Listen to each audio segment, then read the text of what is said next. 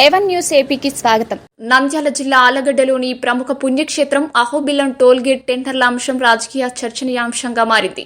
మాజీ ఎమ్మెల్యే గంగుల విజేంద్రారెడ్డి స్థానిక MLA Bhuma అఖిలప్రియకు open challenge విసిరారు. ఈ ఏడాది టోల్గేట్ టెండర్ను కేవలం 25 లక్షలకే ఇచ్చి పంచాయతీ ఆదాయానికి నష్టం కలిగించారని ఆరోపించారు. అదే టోల్గేట్ను తమకు అప్పగిస్తే 40 నుండి 50 లక్షల వరకు చెల్లించి ఎల్ఈడి బోర్డులు ఏర్పాటు చేసి వాహనదారుల నుంచి కేవలం 100 మాత్రమే వసూలు చేస్తామని ప్రకటించారు. అహోబిలం క్షేత్రం పవిత్రతను కాపాడాలని, మఠం ఆధ్వర్యంలోనే మరింత అభివృద్ధి సాధ్యమని గంగుల విజేంద్రారెడ్డి పేర్కొన్నారు. ఇదే అంశంపై అధికార పక్షం స్పందించాల్సి ఉంది. ఇలాంటి తాజా వార్తల కోసం చూస్తూనే ఉండండి ఏవన్ న్యూస్ ఏపీ. 4 రోజుల క్రితము స్థానిక శాసనసభ్యురాలు అఖిలప్రియ మాట్లాడుతూ అహోబిలంలో వెళ్ళి ఒక ప్రెస్ మీట్ పెట్టారు. ప్రెస్ మీట్ పెట్టి ఆ ప్రెస్ మీట్లో అసలు అహోబిలంలో ఏం జరుగుతుందో ఆ సంబంధించిన విషయాలకి వాళ్ళకి ఎటువంటి సంబంధం లేనట్టు, ఏదో వైసీపీ ప్రభుత్వం అధికారంలో ఉన్నప్పుడు ఎంతో అన్యాయం జరిగిపోయినట్లు చెప్పారు. ఇంత అవాస్తవాలు చెప్తూ మీడియా ముందరంటే అది మైక్ల ముందర, ఏంటంటే మైక్లకు నోరులు లేవు, ఓన్లీ చెప్పేవి వింటాయని చెప్పేసి ఊరికే మైక్ల ముందర కూర్చొని చెప్తూ అన్ని పచ్చి అబద్ధాలు మాట్లాడతా ఈరోజు ప్రజల్ని మోసం చేయాలనే ప్రయత్నం చేస్తాము. ఈరోజు నేను ఒకటే అడుగుతా ఉన్నాను. ఇప్పుడు ఏం చెప్పారు, గత 5 సంవత్సరాల్లోనే వైసీపీ ప్రభుత్వంలోనే ఈ టెంపుల్ ఎండోమెంట్ నుంచి దీనికి వెళ్ళిపోయింది, మఠానికి వెళ్ళిపోయింది, వాళ్ళే ఇచ్చేసినారు అన్నట్టు చెప్పింది.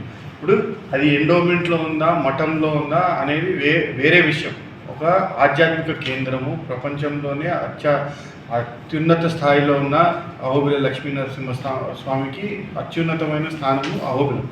అటువంటి పుణ్యక్షేత్రంలో అది ఎండోమెంట్ కింద ఉండొచ్చు, లేకపోతే మఠం కింద ఉండొచ్చు, అది డెవలప్ అవ్వాలని కోరుకోవాలి. కానీ అది ఎండోమెంట్ కింద ఉంటే బాగుండేది, మఠం కింద ఉన్నందువల్ల మా కంట్రోల్ లేదు, అదేంటి మీరు మాట్లాడేది? ఏదన్నా అక్కడ వచ్చే భక్తులకి సౌకర్యాలు బాగుండాలా, వాళ్ళకి భారం కాకూడదు ఏది కూడా. అదే దేవుడికి కూడా నిత్య కైంకర్యాలు అన్నీ కూడా ఎటువంటి లోటుపాట్లు లేకుండా జరుగుతూ ఉండాలని చెప్పి మనము ఇది చేయాలా, ఆ ప్రాంతం అభివృద్ధి చెందాలని మనం కృషి చేయాలి. కానీ మనం అది ఎండోమెంట్కి పోయింది, లేకపోతే ఎండోమెంట్ నుంచి మఠానికి పోయింది అని రీజన్స్ చెప్పడం ఏంది నాకు అర్థం కాదు. ఇంకొక విషయం, 2019 4వ నెలలోనే ఇది హైకోర్టులో కేసు వేయడం జరిగింది. ఆ రోజు ఏ ప్రభుత్వం ఉంది అధికారంలో? ఈ టీడీపీ ప్రభుత్వమే అధికారంలో ఉంది. ఆ రోజు హైకోర్టులో వేసిన తర్వాత హైకోర్టులో 2021లో వాళ్ళకి ఫేవర్గా, మఠంకి ఫేవర్గా ఆర్డర్ వచ్చిన తర్వాత సుప్రీంకోర్టులో మళ్ళా దాన్ని ఛాలెంజ్ చేసింది వైసీపీ ప్రభుత్వం అధికారంలో ఉన్నప్పుడే. ఎండోమెంట్ డిపార్ట్మెంట్ మళ్ళీ సుప్రీంకోర్టులో దాన్ని ఛాలెంజ్ చేయబడడం జరిగింది. 2023లో ఇన్ ఫేవర్ ఆఫ్ మఠము సుప్రీంకోర్టు ఆర్డర్ ఇచ్చింది. సుప్రీంకోర్టు ఆర్డర్ ఇచ్చిన తర్వాత ఎవరేం చేయగలుగుతారు?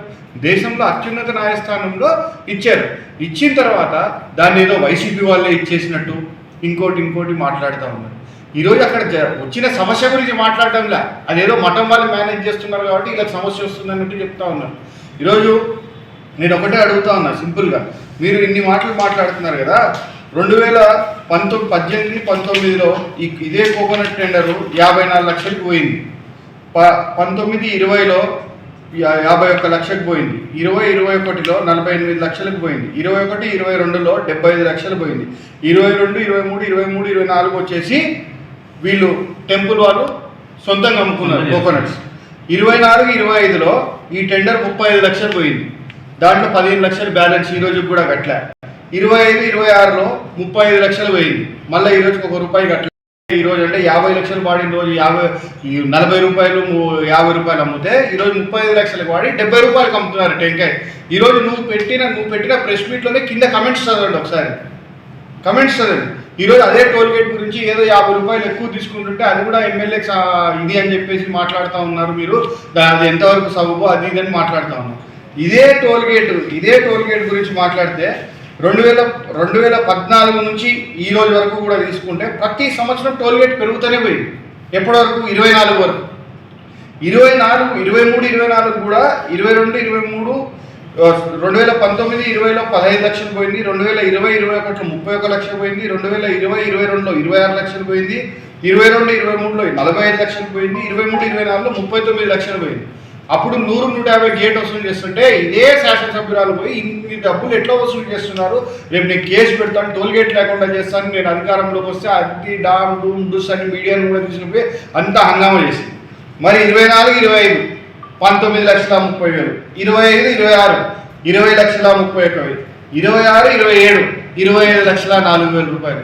మరి ఈరోజు టోల్ గేట్ ఎంత ఉంది? తగ్గాలి కదా. మరి 50 లక్షలు ఉన్నప్పుడు 100-150 వసూలు చేస్తేనే, నువ్వు 45 లక్షలు ఉన్నప్పుడు 100-150 వసూలు చేస్తే నువ్వు గొడవ చేసావు. ఈరోజు 25 లక్షల రూపాయలు ఉన్నప్పుడు తగ్గాలి కదా దానికి అనుగుణంగా. నేను మీకు ఓపెన్ ఛాలెంజ్ చేస్తున్నా, పోయిన సంవత్సరం కూడా చేసా, ఈరోజు ఈ సంవత్సరం కూడా చెప్తా ఉన్నా, మీకు ఏ మాత్రం చిత్తశుద్ధి ఉన్నా అదే టోల్ గేట్ నేను 40 లక్షలకి మా వాళ్ళ చేత పాడిస్తా. ఈరోజు 25 లక్షలకు పాడారు అంటే ఆ 40 లక్షల రూపాయలు గ్రామానికి వస్తుంది, అంటే గ్రామ పంచాయతీ అభివృద్ధికి వస్తుంది, అహోబిలం గ్రామ పంచాయతీ అభివృద్ధికి. టోల్ గేట్ బోర్డు పెట్టడం కాదు, ఎల్ఈడి బోర్డు పెట్టి 100 రూపాయలు వసూలు చేపిస్తాం, అంతకంటే ₹1 వసూలు ఎక్కువ వసూలు చెప్పారు. మరి మీరు ఓకేనా? దానికి సిద్ధమా? ఎందుకు ఊరికే ఇట్లా పనికిరాని మాటలు పనికిమాలిన చేష్టలు అన్నీ చేస్తూ ఉన్నారు? నాకు అర్థం కావడం. ఇంకొకటి, ఈరోజు అహోబిలం గుడిలో ఎవరెవరో ఉద్యోగాలు చేస్తున్నారు, లోకల్ వాళ్ళు చేయడం లేదు, లోకల్ వాళ్ళకి ప్రయారిటీ లేదు, లోకల్ వాళ్ళకి ఇది లేదు అని మాట్లాడారు. ఈరోజు సాక్షి విలేకరి కొడుకు 7 ఏళ్ళ నుంచి చేస్తున్నాడు. అది ఎండోమెంట్గా ఉన్నప్పటి నుంచి ఆ పిల్లోడు ఎక్కినాడు, అప్పటి నుంచి పని చేస్తున్నాడు. ఆ పిల్లోడి మీద ఎట్లాంటి కంప్లైంట్ లేదే. ఈరోజు మీరు అధికారంలోకి వచ్చిన తర్వాత లోకల్ వాళ్ళు అహోబిలం వాళ్ళు అంటున్నారు. ఈరోజు మీరు అధికారంలోకి వచ్చిన తర్వాత తూపల్లి నుంచి ఒక పిల్లోడిని ఇచ్చినారు, గూబగుండం నుంచి ఒక పిల్లోడిని ఇచ్చినారు, తిప్పారెడ్డిపల్లి నుంచి ఒక పిల్లోడిని ఇచ్చారు. వీళ్ళంతా అహోబిలం వల్ల. మరి వేరే మండలాలు వేరే గ్రామాలలో కాదా? మరి వాళ్ళు ఎందుకు వచ్చి ఎక్కారు? మీరు ఎట్లా ఇప్పించారు వాళ్ళకు ఉద్యోగాలు? మళ్ళీ ఇవి కూడా ఆన్ సేల్ బేసిస్. ఇవేమి వల్ల ఉచితంగా వాళ్ళకి వచ్చిన ఉద్యోగాలు లేదు, ఆన్ సేల్ బేసిస్. ఎట్లా మీకు దేవుడు అంటే నమ్మకం లేదు, మీ దేవుడు అంటే ఇది లేదు, మీకు ఏమాత్రం నిజాయితీగా వీళ్ళతో ప్రమాణం చెప్పేది, మేము ₹1 ఇవ్వకుండా మాకు ఉద్యోగం వచ్చింది, వీళ్ళతో ప్రమాణం చెప్పేయండి. అదే గుడిలో అదే దేవుడి దగ్గర పనిచేస్తున్నారు అహోబిలంలో, వీళ్ళతో ప్రమాణం చెప్పండి, మేము ఎవరికి కానీ ₹1 ఇవ్వలేదు, మాకు ఉద్యోగాలు వచ్చాయి. ఇట్లాంటి పనులన్నీ చేసుకుంటా ఈరోజు కేవలము రాజకీయం చేయడానికి, ఇంకోటి చేయడానికి, దేవునికి. ఈరోజు మేము చెప్పామా, అహోబిలంలో CAO ఒక ఆయన ఉంటే, ఆయన కాకటి దేవునికి వచ్చే సరుకులు ఆగిపోతే ఊరి బయటకు వచ్చి మన లారీ తెచ్చుకున్న పరిస్థితి. దాంట్లో వైసీపీ వాళ్ళకి ఏం సంబంధం ఉంది? ఏ పార్టీకి ఏం సంబంధం ఉంది? అసలు ఎవరో కాలేజీ వాళ్ళు, ఎవరో సస్రా కాలేజీ వాళ్ళు అంట చెన్నై వాళ్ళు స్పాన్సర్ చేశారు దేవుడికి. వాళ్ళు నంద్యాలలో ఏదో ఒక కిరాణా అంగడికో లేకపోతే ఒక హోల్సేలర్కో చెప్పారు, దేవునికి సంబంధించిన నిత్యావసర సరుకులన్నీ మీరు సప్లై చేయండి అహోబిలానికి, ఈ నెలకు సంబంధించి మేము డబ్బులు కడతాము అని. వాళ్ళని ఆపేసి లేదు మేమే చేయాలి, మేము చెప్పిన రేటుకే రావాలి అని చెప్పి వాళ్ళ మీద దౌర్జన్యం. ఇవన్నీ ఎందుకు జరుగుతున్నాయి? వీటిని మీకు సంబంధించిన వ్యక్తే కదా ఈరోజు టోల్ గేట్ తీసుకుంది.